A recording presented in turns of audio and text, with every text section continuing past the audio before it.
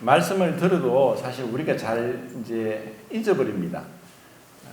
그것은 이제 제가 말씀을 전해놓고도 뭘 전했는지 잊어버릴 때가 있으니까 듣는 성도님들은 오죽하겠습니까?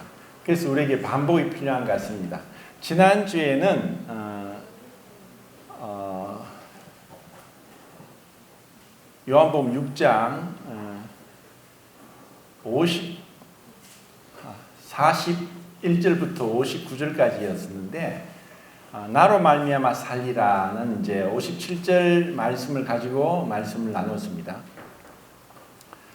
우리가 이제 하나님 말씀으로 살아간다는 것, 그리고 그러한 말씀을 들을 때 그 말씀이 양식이 되기도 하지만 전혀 유익이 되지 않을 수도 있습니다.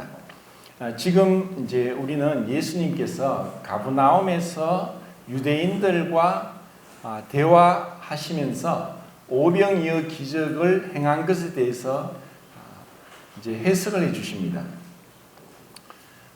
공간복음서에도 다 나와 있지만 그것을 이제 이렇게 요한복음처럼 자세하게 해석하지 않았습니다. 그런데 유대인들은 이 말씀을 들으면서 그들의 반응은 어땠느냐? 그걸 이제 몇 구절을 찾아보겠습니다. 요한복음 6장 41절. 자, 같이 읽겠습니다. 시작. 자기가 하늘에서 내려온 떡이라 하심으로 유대인들이 예수에 대하여 수군거려. 52절 시작. 그러므로 유대인들이 서로 다투어 이르되 이 사람이 어찌 능히 자기 살을 우리에게 주어 먹게 하느니라. 60절 시작. 제자들은 여럿이 듣고 말하되 이 말씀은 옳도다 누가 들을 수 있느냐 한데 66절 시작. 그때부터 그의 제자 중에서 많은 사람이 떠나가고 다시 그와 함께 남지 않았느니라. 이제 그 유대인들의 반응에 대해서만 제가 찾아서 한번 읽어봤습니다. 예수님은 사실 지금 하신 말씀이 우리가 듣기에는 너무나 이해가 쉽고 또 분명하고 확실하게 믿어지게 되는 말씀을 하셨는데, 지금 이 말씀을 들은 사람들은 그냥 보통 사람들이 아니라 예수님을 벳세다에서부터 가버나움까지 배를 타고 쫓아온 사람입니다. 오병이의 기적을 벳세다에서 행하실 때 남자만 5천 명이니까 한 2만 명 정도는 그 기적을 체험하면서 떡과 그 물고기를 먹은 자들입니다. 그런데 그 중에서 대부분 돌아갔습니다. 그런데 지금 이렇게까지 하룻밤 새고 배를 타고 또 예수님이 어디 계신가 수소문하면서 찾아온 자들이고, 또 성경에서 이들을 제자들이라고도 합니다. 분명히 이제 요한복음 15장에 나오는 그 예수님의 제자와는 다른 의미에서 그렇게 제자라고 이제 하지만, 그들은 예수님이 하신 말씀을 듣고 정말 어렵다, 누가 이것을 듣겠느냐, 그리고 누가 하늘에서 내려왔다 하느냐, 그의 아버지도 알고 그 가족들을 알지 않느냐. 그리고 그 말씀을 듣고 그들은 수군거리면서 그 예수님의 말씀에 대해서 이제 비판을 합니다. 그리고 많은 사람이 떠나갔어요. 그래서 이것을 볼 때 예수님은 참 인기 없는 강사였다 생각합니다. 오늘날처럼 어떤 사람들, 어떤 교회 주위로 수많은 사람들이 모여드는 것이 정말 능력이라고 생각하지 않습니다. 그렇게 수적으로만 생각한다면 예수님은 참 무능력한 강사에 지나지 않는 거죠. 자, 예수님은 이제 빛으로서 이 세상에 오셨기 때문에 어둠이 물러갑니다. 그리고 어둠에 있는 사람들은 자기의 어둠이, 죄가 드러나기를 두려워해서 숨는다고 말씀했습니다. 그럼 예수님이 이제 오병이의 기적을 통해서 나의 살을 먹고 나의 피를 마시면은 영생하리라, 이런 말씀을 하셨는데, 이것이 어떻게 들으면은 유대인들의 반응처럼 정말 어렵게도 들릴 수 있습니다. 그런데 제가 지난 시간에 믿는다는 이 말씀의 의미를 예수님이 지금 얼마나 쉽게 어린아이도 알아들을 수 있도록, 또 사람이라면 남의 말을 들을 수 있을 때쯤 된 어린아이라면 알아들을 수 있고, 아무리 지능이 낮아도 어떤 환경과 문화와 언어에 있다 할지라도 지금 예수님이 이 믿음에 대해서 설명하시는 것은 인간의 기본적인 것에 대해서 말씀을 하고 있다는 것입니다. 이것은 이제 5가지로 이제 예수님이 이제 설명을 하시는데, 첫 번째, 믿는다는 것은 뭐냐? 먹고 마시는 거다라고 했습니다. 먹고 마시는 것은 우리의 기본적인 욕구입니다. 이것은 배울 필요가 없습니다. 생명이 있다면 사람뿐 아니라 생명이 있는 존재, 모든 동물들, 식물들, 그 식물도 생물이죠. 그 식물조차도 물을 또 아니면 그 체분을 통해서 영양분을 땅에서 흡수하지 않으면 절대로 살 수 없습니다. 그래서 믿는다는 것은 먹고 마시는 거다라는 의미로 말씀했습니다. 그런데 여기서 예수님의 살과 피를 먹고 마신다는 의미는 그분의 죽음을 의미합니다. 그것은 우리가 음식을 먹으면은 우리 몸에 들어가서 완전히 이제 분해가 돼요. 우리는 모릅니다. 입에서 침샘을 통해서 또 위에서 그 굉장히 강한 산성이죠. 산으로 인해서 위산에서 음식을 분해하고 장에서 여러 가지 그 유해균, 유익균들이 가히 한 100조 개 이상이 있다고 합니다. 그 많은 유해균, 유익균들이 음식물을 소화해서 간에서 콩팥에서 이것을 온몸에 다 영양분으로 돌리는 겁니다. 그러니까 예수님이 살을 먹고 피를 마시는 것에 대한 이 의미는 예수님의 죽음에 대해서 우리가 생각하고 또 생각하고 묵상하고 내 생각을 모아서 집중하고 묵상하고 기억하고 되새기는 그러한 것을 의미하는 겁니다. 왜냐하면 우리가 아무리 그렇게 한다 할지라도 그분의 죽음에 대한, 죽으심에 대한 의미를 다 파악할 자는 아무도 없습니다. 그리고 먹고 마시는 것은 너무나 쉬운 것이고 또 필수적인 것이기 때문에 믿는 것은 먹고 마시는 거다. 두 번째는 이제 5가지를 먼저 말씀드리겠습니다. 첫 번째는 먹고 마시는 거고, 두 번째는 듣고 배우는 것이고, 세 번째는 보는 것이고, 네 번째는 가까이 가는 것이고, 5번째는 거하는 것입니다. 자, 이 말씀을 예수님이 이제 요한복음에서 이렇게 쉽게 풀어서 우리가 믿는다는 것은 단순히 내가 지적인 동의를 하는 것이 아니라는 것을 분명하게 말씀하고 계십니다. 그리고 우리의 그 인격체는 지성, 감성, 의지가 있고 그 세 감각 기관을 통해서 우리는 어떤 것을 생각하고 판단하고 또 감정적으로 느끼고 그리고 결정하고 그렇게 행합니다. 그런데 그 지성과 감성과 의지는 죄로 인해서 모두가 다 부패되었고 타락되었고 온전하지 못합니다. 그리고 이 지성과 감성은 우리의 의지에 영향을 줍니다.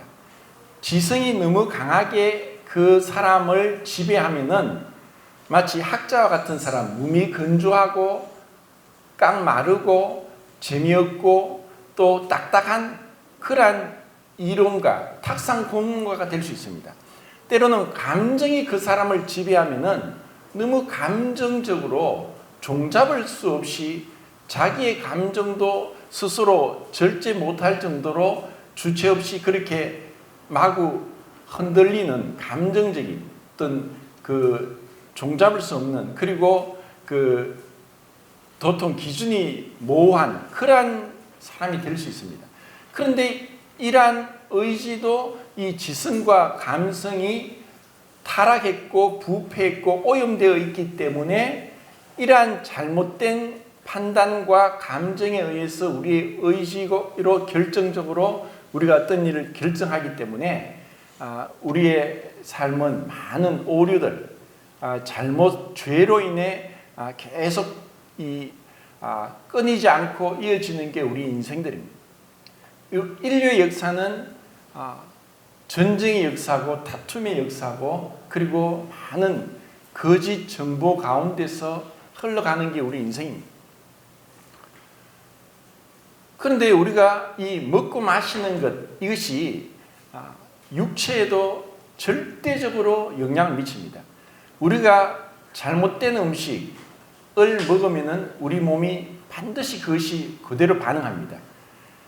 지금 우리가 먹는 고기들, 소나 돼지나 닭 이러한 육고기들이 그 옥수수를 이제 사료로 해가 먹기 때문에 옥수수가 값이 싸고 또 대량 재배를 가능합니다. 근데 옥수수가 오메가6가 사료보다 70배가 많습니다. 그러니까 그 고기를 먹은 우리는 우리 몸의 세포벽을 구성하는 지방산이 오메가3와 6가 그 1대1이 돼야 되는데 거의 오메가6가 더 많아지는 거예요. 그래서 세포가 건강하지 못한 거예요. 우리는 잘못된 음식을 먹음으로 인해서 계속 불균형적인 식사로 인해서 여러 가지 질병에 노출됩니다. 그러면 올바른 음식을 먹으면 우리의 몸도 회복되는 거죠. 이렇게 해서 먹고 마시는 것은 중요합니다. 그리고 우리가 듣고 배우는 것도 중요합니다. 공산주의 사상을 받은 사람은 그것에 의해서 철저한 공산주의자가 됩니다. 그래서 이런 그 이념, 이데올로기라는 그 이념은 사람을 그 잘못된 길로 죽을 때까지 끌고 가더라도 모를 수 있다는 것입니다. 그러면 정말 우리가 예수님을 믿는 것은 듣고 배우는 건데 우리가 예수님을 어떻게 알아가느냐, 어떻게 말씀을 듣고 배워가느냐가 참 중요한 것입니다. 하나님의 그 말씀을 우리의 삶 가운데서 내 삶의 기준이 되도록 한다는 것이 무엇인가? 자, 그것을 더 자세히 말씀드리겠습니다. 자, 세 번째는 본다는 것인데 믿는다는 것은 보는 것이다. 이것은 마치 광야에서 노뱀을 든 것처럼 인자가 덜리하리라. 그리고 노아가 하나님에게 은혜를 입었더라는 말씀이 하나님 눈에 있는 은혜를 발견했다는 창세기 6장 8절 말씀처럼 본다는 것이 곧 믿는 것이라는 것입니다. 이 보는 것, 자, 우리의 시각, 청각, 또 미각, 그리고 우리의 촉각, 이 모든 것을 통해서 믿음을 예수님은 설명하고 있습니다. 그래서 그 믿음은 단순히 지성적인 어떤 반응이 아니라 우리의 온몸으로 또 체험하고 거하고 가까이 가고 보고 듣고 맛보고 하는 것임을 말씀하고 있다는 것입니다. 얼마나 이것이 쉬운 말씀입니까? 또 우리는 때로는 이제 구원받았다 할지라도 늦게 구원받고 연세가 많으시고 한 분들이 성경이 어렵다. 도저히 읽어도 무슨 말인지 모르겠다. 그것이 어쩌면 정직한 말인지 모릅니다. 하지만 모든 성경을 어떤 학자도 완전히 다 올바르게 해석한 사람 아무도 없다고 볼 수 있습니다. 그런 사람 없습니다. 그러면 우리는 그 모든 걸 다 모른다 할지라도 지금 우리가 읽은 이 요한복음 6장에서 하시는 예수님의 그 말씀은 그냥 우리가 듣고 그리고 마치 먹고 마시는 것처럼 쉽게 이해할 수 있도록 하셨기 때문에 이것은 굉장히 쉬운 거다. 믿는다는 것은 이렇게 쉬운 거다. 먹고 마시는 것처럼 듣고 배우고 거하고 가까이 가고 보는 것처럼 확실하다.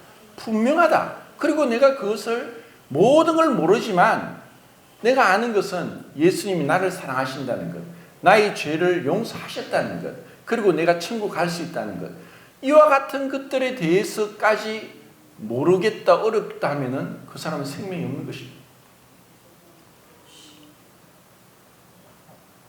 자, 57절에 그 예수님은 아버지로 말미암아 사는 것처럼 나를 먹는 그 사람도 나로 말미암아 살리라.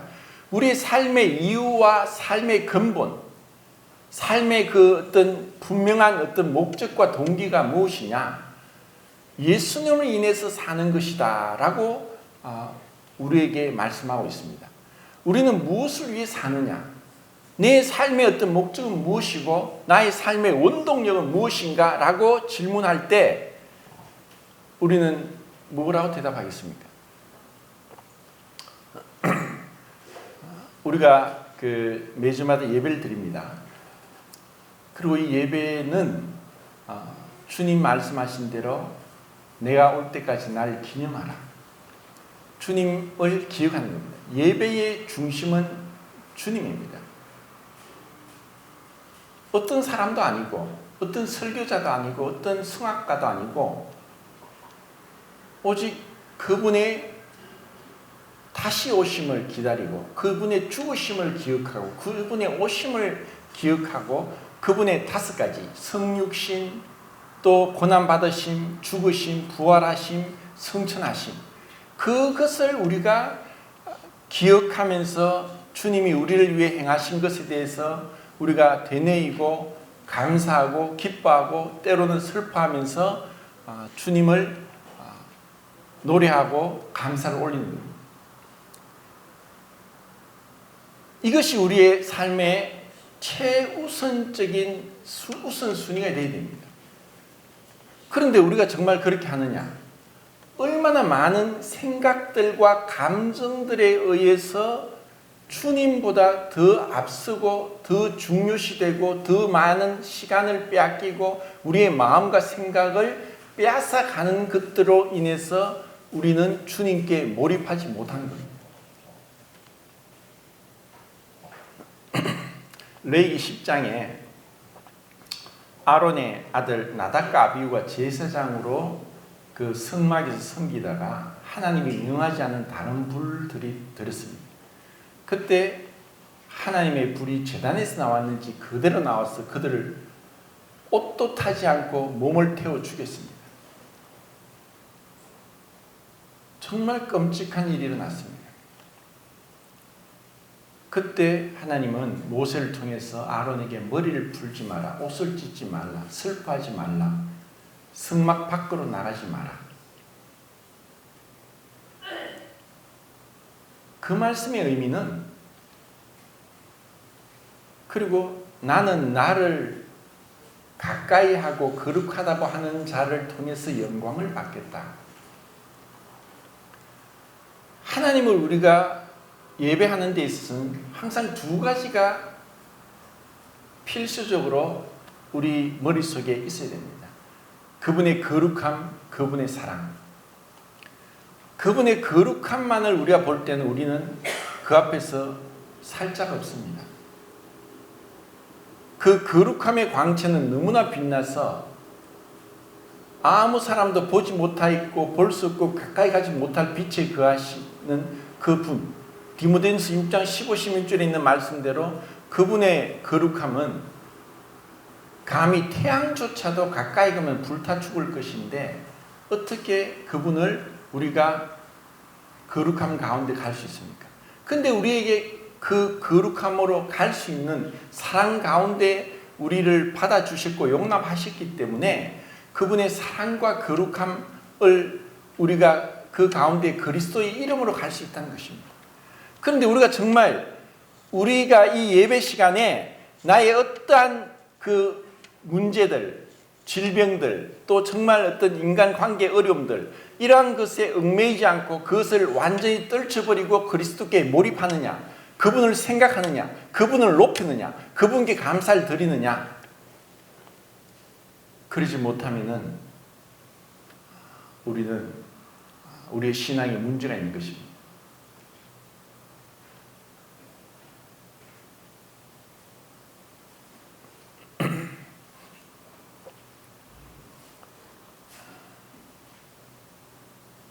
때로는 우리가 꼭 입을 열지 않는다 할지라도 삶에 있어서 말씀이 우선순위 되고 있다는 것, 말씀이 우리를 주장하고 있다는 것을 우리의 삶으로 나타냅니다.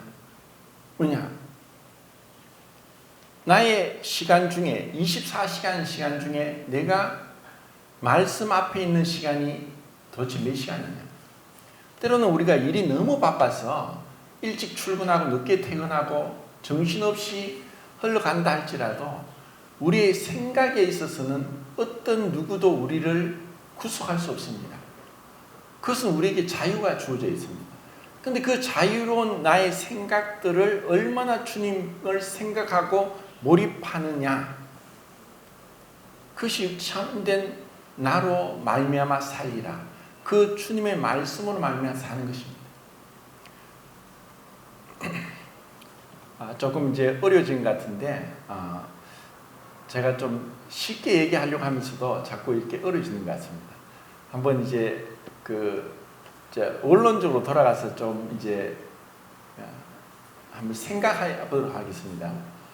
자, 하나님이 이제 6일 동안 천지를 창조하셨는데 첫째 날, 둘째 날, 셋째 날과 또 첫째 날은 넷째 날, 둘째 날은 다섯째 날, 셋째 날은 여섯째 날과 연관을 시켜서 보면은 그분의 창조에 있어서 얼마나 그분의 사랑이 또 그분의 지혜가 넘치는가를 볼 수 있습니다. 자, 첫째 날은 빛을 창조하셨는데 첫째 날과 연관되는 게 넷째 날이라고 했죠. 넷째 날에는 무엇을 창조했습니까? 해와 달.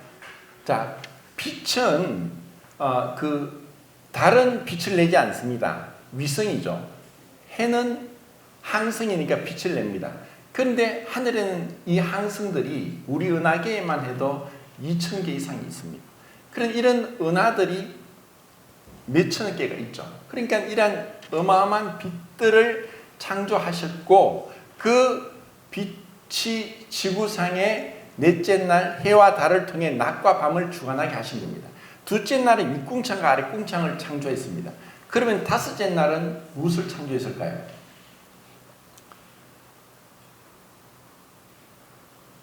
하늘의 새와 아랫궁창에 물고기를 창조하십니다.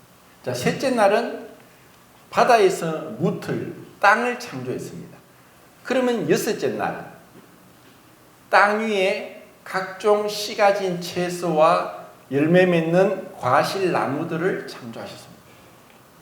자, 하나님은 이미 우리가 여섯째 날 창조되기 전에 우리가 필요한 모든 걸 다 만들어 두셨습니다.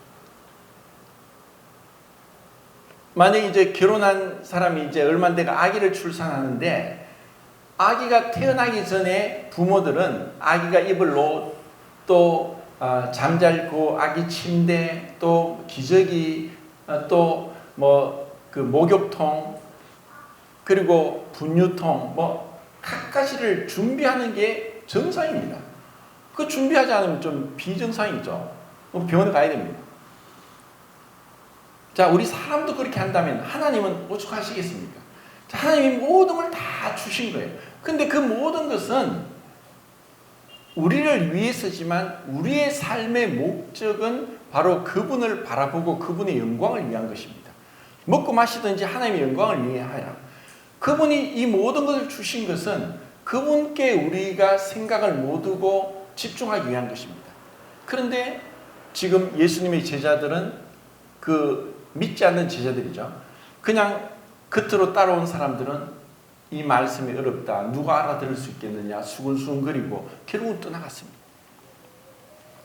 자, 이런 가운데 이제 예수님이 지금 이제 오늘 60절부터 71절까지 말씀에서 살리는 것은 영이니 육은 무익하니라. 내가 너에게 이른 말은 생명, 영이요 생명이다.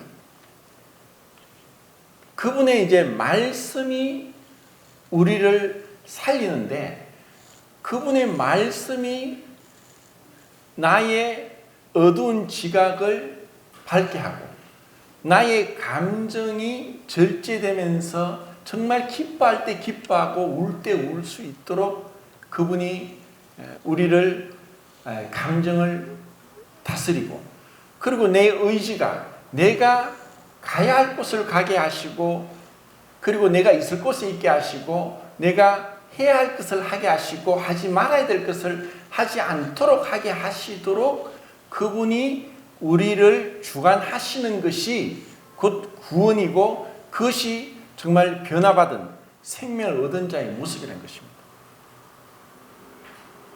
육은 무익하다. 우리가 이런 하나님의 말씀이 영이고 생명인데 그 말씀을 온전하게 우리가 가르치고 배우고 할 때 우리는 온전한 그리스도인으로서 성장할 수 있다는 것입니다. 자, 이렇게 이제 주님이 이렇게 말씀하셨는데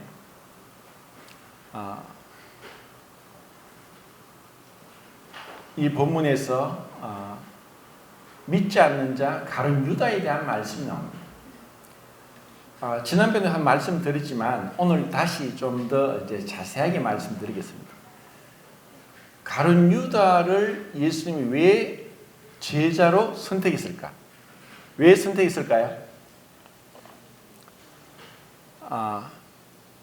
이제 7가지를 말씀드리겠는데 이제 첫 번째 이제 4가지는 주님 편에서 4가지가 있고 우리 편에서 이제 3가지를 나눠서 생각하겠습니다. 예수님이 가룟 유다를 선택하신 그 이유는 첫 번째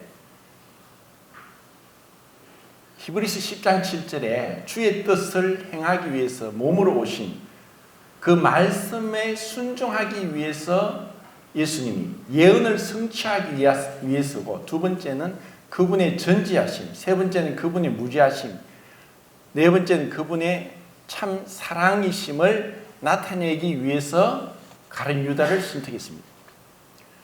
시편 41편 19절에 내 떡을 먹던 자가 나를 향해 발꿈치를 들었다. 이게 히브리어 표현인데 발꿈치를 든다는 것은 배반한다는 것입니다. 내 떡을 먹던 자가 유대인들에게서 떡을 같이 먹는다는 것은 친교의 의미고 가까운 사이를 의미하는 것입니다. 아무 사람하고도 밥을 먹지 않습니다. 그런데 가까이 있는 자가 그분을 배반할 것에 대해서 예언된 말씀을 성취하고 순종하기 위해서 예수님께서 가룟 유다를 선택했다는 것입니다. 두 번째, 예수님이 가룟 유다를 선택하신 것은 예수님의 전지하심을 우리에게 보여줍니다. 예수님은 처음부터 가룟 유다가 자기를 배반할 것을 알고 선택했다는 것입니다.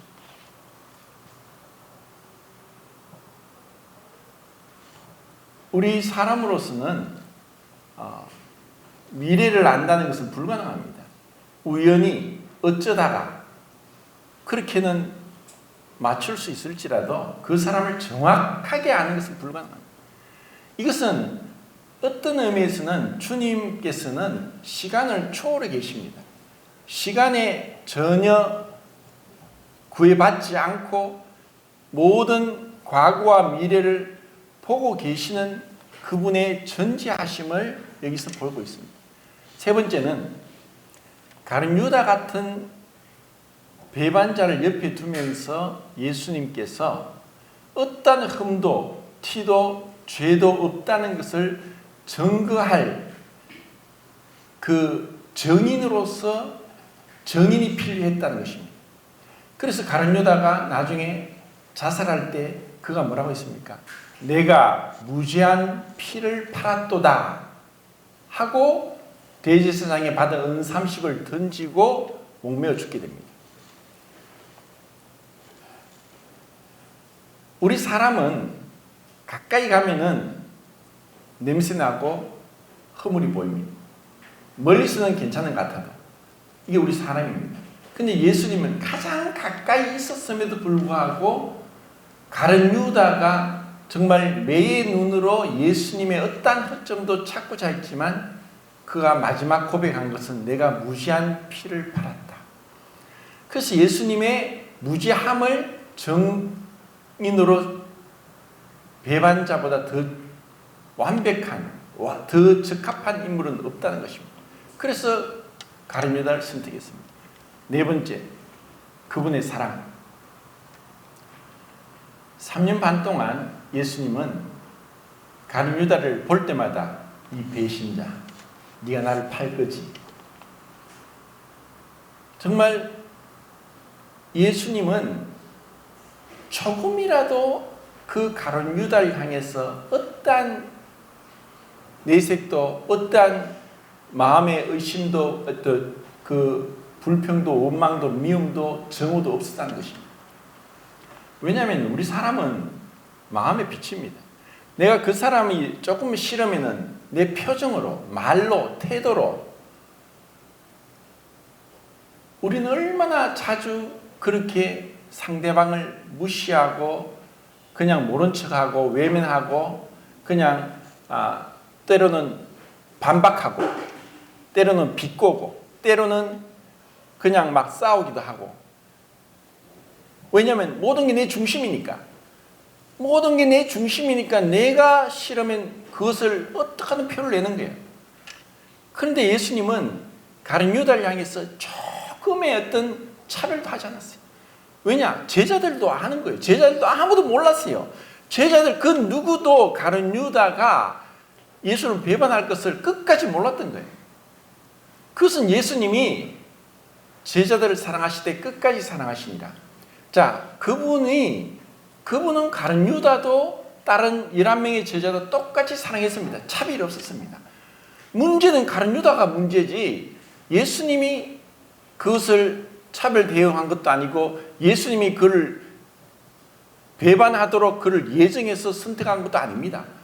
사람들은 그것을 이중 예정이라 해서 구원받을 자를 선택하고 멸망받을 자를 선택했다고 하는데 이것은 그분을 공의롭지 못한 분으로 만든 것입니다.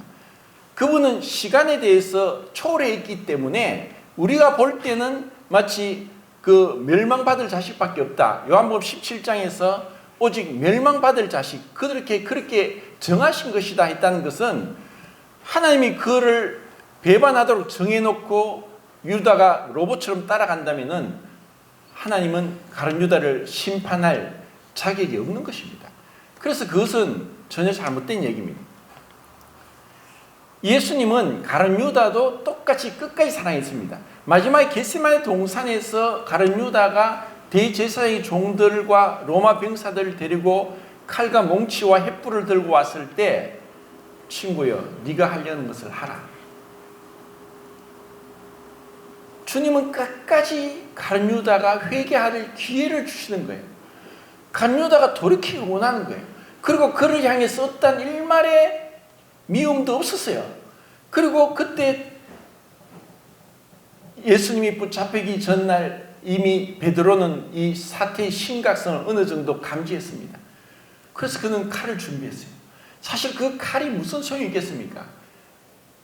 예수님도 무기 없고 다른 제자들도 무기 없어요. 자기 혼자 칼 가지고 있다고 해서 그 로마 병사들을 이길 수 있겠습니까? 그래서 그 대제사장 종 말고의 길을 쳐내린 것은 그는 정말 두렵다는 거예요. 이대로 그냥 죽기 전에 한 번이라도 한 거에서 저항해서 그냥 죽을 때 죽더라도 마지막 몸부림치는 그것이 바로 말고의 길을 쳐내린 겁니다. 근데 예수님은 칼을 가진 자는 칼로 망한다. 우리 인류의 역사는 전쟁의 역사입니다.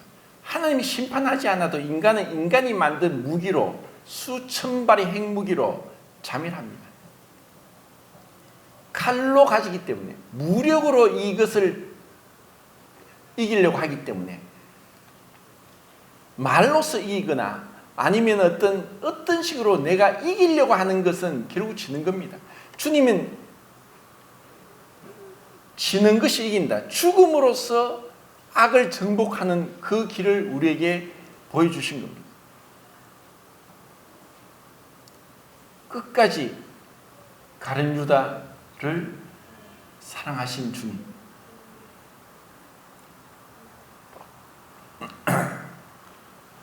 하나님의 구원은 참 놀랍습니다.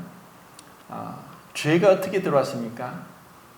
선악과 나무의 과실을 먹음으로 죄가 들어왔습니다. 구원은 어떻게 들어옵니까? 생명나무 대신 그리스도를 먹음으로 구원받습니다. 죄가 들어와서 무엇이 왔습니까? 사망이 왔습니다. 그런데 하나님은 사망으로 말미암아 부활로서 우리를 구원하셨습니다. 죄는 첫사람 아담으로 말미암아 왔지만 구원은 둘째 사람 마지막 아담으로 옵니다. 죄는 첫사람의 불순종으로 죄가 들어왔지만 구원은 둘째 사람의 순종으로 구원이 이릅니다. 그 첫사람의 불순종으로 인해서 죄인이 된 사람들의 결과가 가인이 아벨을 쳐 죽여서 피를 흘린 겁니다. 피가 제일 먼저 언급된 것은 가인이 아벨을 죽였을 때입니다. 그런데 우리의 죄가 용서받는 것은 바로 죄 없는 예수님의 피가 흘려짐으로 우리의 죄가 용서받는 것입니다. 자, 하나님의 그 구원은 어떻게 보면 정확하게 우리의 죄로 인해서 얼룩지고 이그러지고 파괴되고 한 것을 그대로 오셔서 그 가운데서 그분의 구원이 이루어지는 겁니다. 이것은 정말 놀라운 겁니다. 우리 가운데 주님의 놀라운 그 부활의 생명, 구원이 어떻게 드러나느냐? 바로 이 주님의 그 발자취를 따른 것입니다. 왜 우리가 화목이 없고 왜 분리가 있고 다툼이 있고 평화가 없느냐? 죽지 않기 때문입니다. 왜 죄가 들어온 것은 내가 저것을 먹으면 살 것이다, 영원히 살 것이라는 그 마귀의 거짓말에 의해서 죄가 들어왔습니다. 그러면 이제는 우리가 사는 것은 예수님 말씀대로 나를 위해 자기의 생명을 미워하는 자는 영원히 살 것이요 자기의 생명을 사랑하는 자는 잃어버릴 것이다. 결국 생명과 죽음의 그 차이는 어디서 오느냐? 너희가 살고자 하면 죽을 것이요 죽고자 하면 살 것이다. 왜 우리에게 무엇이 필요합니까? 왜 자존심, 내 어떤 이론, 내 지식, 내 감정이 중요합니까? 제가 지금 무엇에 대해서 말씀합니까? 사람과의 관계에서 얘기합니다.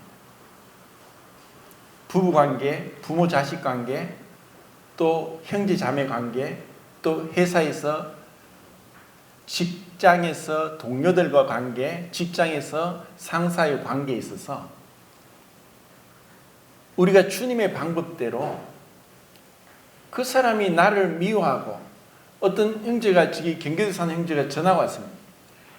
그 직장에서 자기 상사가 계속 자기를 힘들게 하고 괴롭게 하고 하는 거예요. 그래서 제가 그랬어요. 주님은 어떻게 하셨죠? 형제님을 계속 미워하고 힘들게 하고 또 차별 대우하고 하면은 그 사람이 기도하세요. 그리고 마음으로도 미워하지 마세요. 마음으로 미워하면 이미 죄입니다. 그래서 그것을 통해서 정말 주님을 경험하십시오. 그런데 나중에 전화해서 도저히 못 견뎌서 다른 데로 옮겼대요. 이게 사람의 방법은 그렇습니다. 사람들은 가까이 가면은 갈수록 허물이 보이고 자신의 어떤 죄가 있으니까 싸웁니다. 그러면 그 싸움을 해결하는 방법은 피하는 거죠.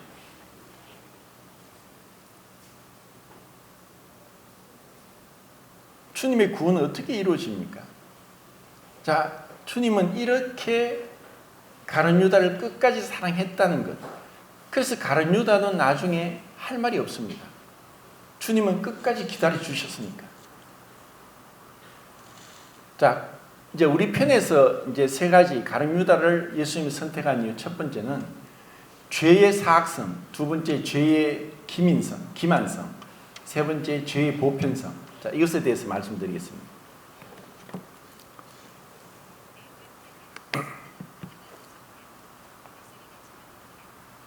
어떻게 가장 거룩하시고 완전하시고 흠이 없으신 사랑이 충만하신 분 바로 옆에 가룟 유다 같은 배신자가 있었을까요?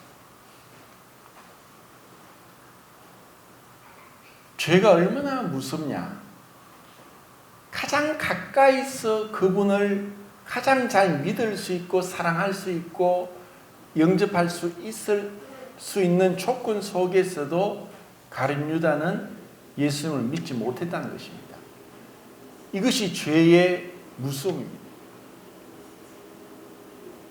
그 죄는 지옥에서 영원히 고통받을지라도 회개하지 않는다는 것, 고집을 꺾지 않는다는 것, 이것이 정말 무서운 겁니다. 정말 무서운 말은 예수님이 유대인을 향해 그랬죠. 너희가 내가 그인 줄 믿지 아니하면 너희가 죄 가운데 죽을 것이다. 죄 가운데 죽는다는 것. 과거에 어떤 나라에서 그 사람을 사형시키는 방법이 여러 가지가 있었는데, 제가 볼 때 가장 끔찍한 그 사형 방법은 산 사람을 사형시키는데 죽은 시체와 꽁꽁 묶어둡니다. 이 사람 미치는 거 아닙니까? 가장 참혹하게 비참하게 죽이는 방법을 그렇게까지도 한 겁니다. 자, 이것은 그래도 끝은 있습니다. 근데 우리가 회개하지 않으면, 내 고집을 버리지 않으면, 예수님을 믿지 않으면, 예수님을 먹고 마시고 듣고 배우고 가까이 가고 보고 그 안에 거하지 않으면은 이 죄 가운데 죽는다는 것보다 더 무서운 건 없습니다. 이 죄는 뭐냐? 죄는 바로 내가 주인이 된 겁니다. 하나님을 떠난 겁니다. 하나님을 떠났고 하나님과 관계가 없는 것입니다. 그 인생보다 더 비참한 것은 없습니다. 그래서 이 가룟 유다를 통해서 죄가 얼마나 무서운가를 우리에게 보여주고 있다는 것입니다. 그래서 그 죄에 대해서는 주님의 그 죽으심으로만 그 죄를 처리할 수 있고 죄를 벗어날 수 있는 유일한 길은 죽음밖에 없다는 것을 보여줍니다. 그것도 우리의 죽음이 아니라 죄 없는 주님의 죽음. 자, 두 번째는 죄의 기만성. 철저하게 죄는 가립니다. 아담이 선악과를 알게 하는 걸 먹고 나서 부끄러운 데를 가렸죠. 자, 이것은 우리 사람들이 천부적인 재능을 가지고 있는 것이 거짓말이고 속이는 것입니다.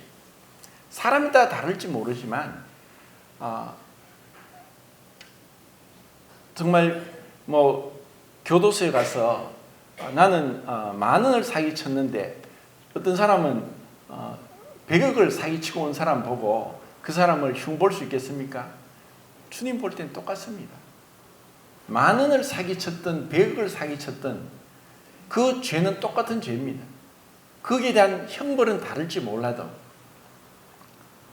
우리가 볼 때 나는 쉽게 모르게 나도 모르게 자동적으로 나오는 이 거짓말, 속임수, 안 그런 척, 모르면서 아는 척, 없어도 있는 척, 또 마음이 상하면서도 그런 척.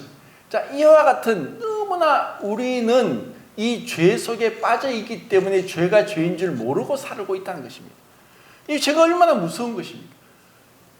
가룟 유다가 있으면서 철저하게 자기를 속였습니다. 자기도 속이고 남도 속였습니다.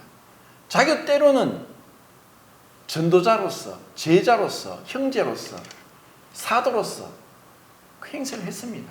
복음도 전했고 주님 말씀대로 구제도 했고 그리고 말씀도 듣고 기적도 체험했고 바로 옆에서 그것을 보고 있었으면서도 가룟 유다는 자기의 마음에 숨어있는 것을 끝끝내 밝히지 않았습니다.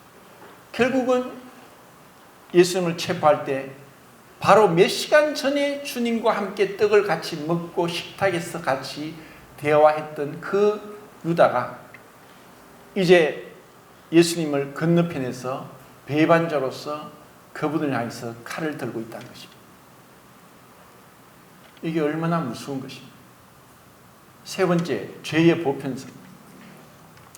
2000년 전에 예수님의 12제자 중에 한 명이 가룟 유다였다면 그러면 오늘날은 얼마나 많은 가룟 유다가 있을까?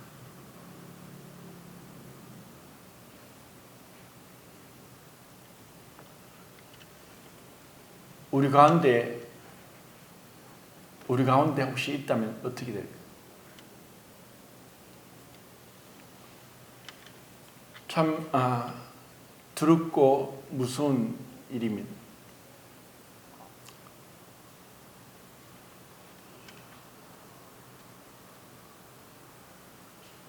주님께서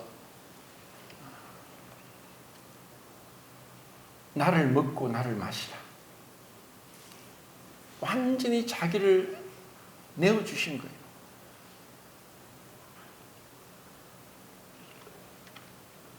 그분은 우리를 향해 숨기는 게 하나도 없었어요.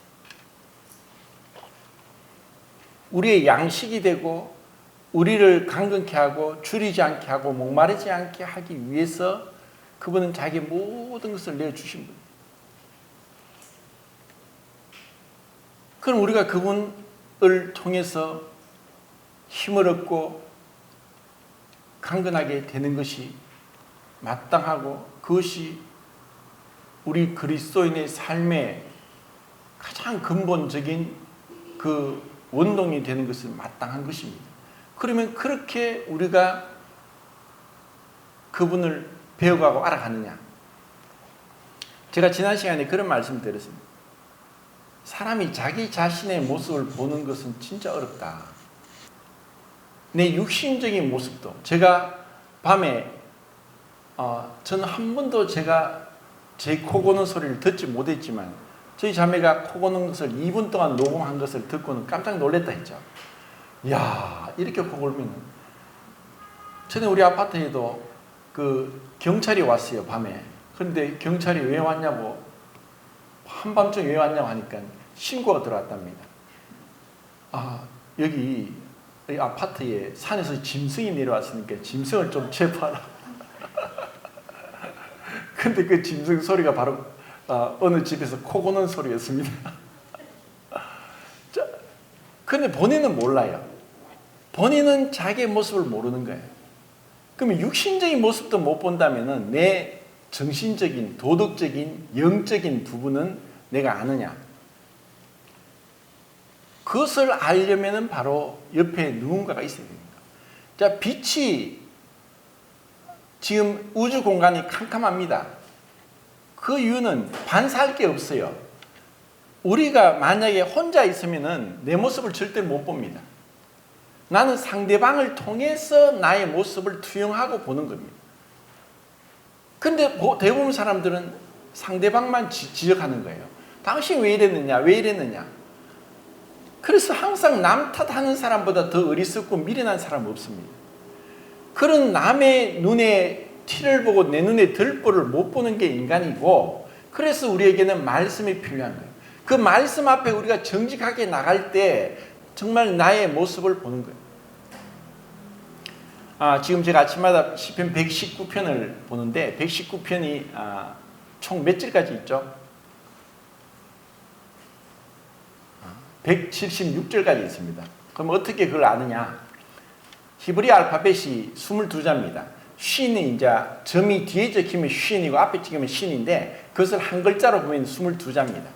근데 그 한 단락이 8절인데 그 8절씩 해서 그 22개의 알파벳이 22번을 알레프, 베트, 김멜 이렇게 해서 똑같은 알파벳을 8번씩 해서 마지막 그 타오까지 22번이 나오니까 8 곱하기 20이 한 176이죠. 근데 거기서 하나님 말씀, 법도, 규례, 도, 또 이렇게 여러 가지로 그 말씀을 사모하고 하루 7번 주를 찬양하고 내가 하나님 앞에 있으며 정말 그 시편 기자가 하나님 앞에서 끊임없이 그분과의 교제하는, 그분을 기뻐하고 즐거워하는 그런 모습을 보여주고 있고, 그걸 볼 때 도저히 우리는 이렇게 위대한 시편 기자의 삶을 반의 반도 못 따라가겠다고 우리는 자포자기할 수도 있겠지만 마지막 176절이 그렇습니다. 나는 양과 같이 유리하오니. 정직하게 우리가 주님 앞에 자기 모습을 비출 때 때로는 우리가 주님 앞에 의롭고 거룩하고 온전하고 흠이 없은 모습으로 서지만 또 한편으로는 우리의 마음의 상태, 내 생각의 감정의 모습들을 그분의 말씀의 빛에 비춰볼 때 요동치는 거예요. 많은 그 죄들이 있고 불안이 있고 염려가 있고 의심이 있고, 정직하게 우리 모습을 보는 거예요.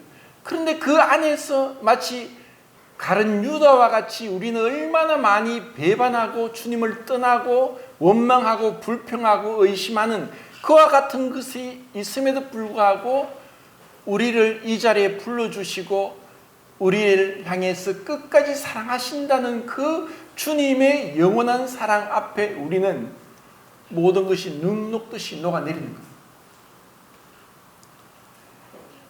성도님들 모르겠지만 제가 원래는 어떤 사람이냐, 정말 책밖에 모르고 음악밖에 모르고 세상 사람과 담쌓고 그렇게 혼자만의 세계 속에 빠져 살았어요.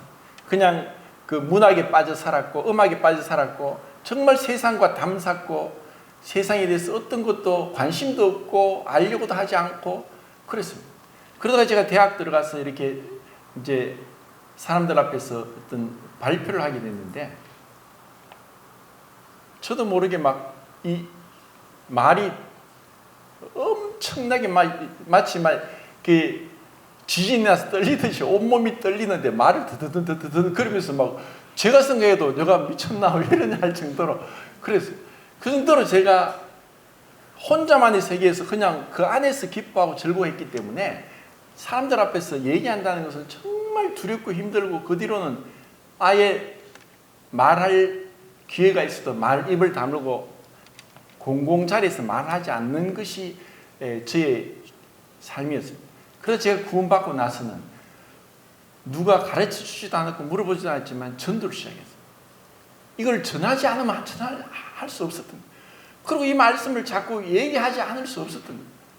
그리고 제가 예배를 드리면서 예배 시간에도 그때 성도들 200명 정도 되는데 사람들이 많으면 갑자기 입이 얼어붙어가지고 말을 못하는 거예요. 그래서 제가 기도를 적어서 그것을 읽으면서 울면서 기도했어요.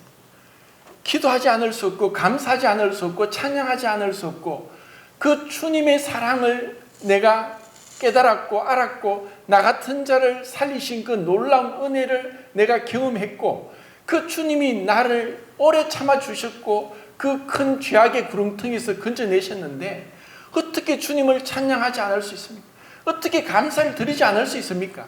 어떤 그 무엇도 다른 나의 그 예배 시간에 주님과의 독대 시간에 나를 막을 것이 없었습니다.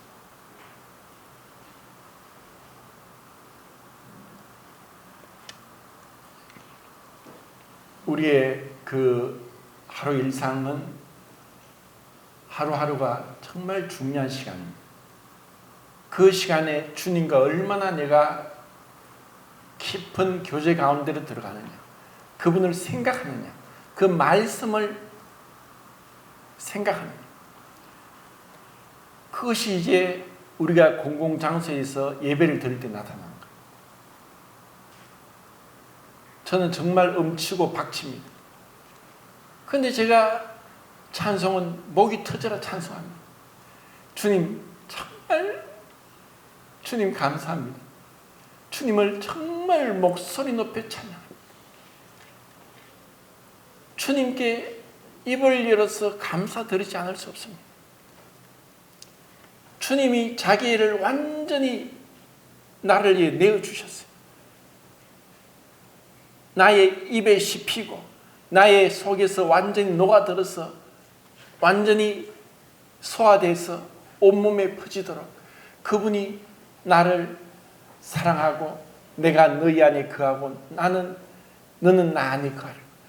깊은 그 친밀한 그 교제 가운데로 이끌기 위해서 이렇게까지 쉽게 알아듣기 쉽게 우리에게 말씀하신 거예요. 그리고 이것을 우리가 경험하는 거예요. 먹고 마시라. 듣고 배우라. 나를 보라. 내 안에 거하라. 그리고 가까이 나에게 오너라.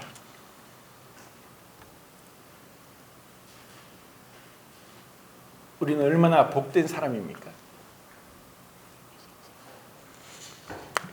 이제 시간이 다 됐습니다. 정말 주님과의 그 교제가 개인적으로 또 공적으로 표현되기를 원하고 나타나기를 원하고 그리고 주님께 드려질 수 있기를 참 바랍니다.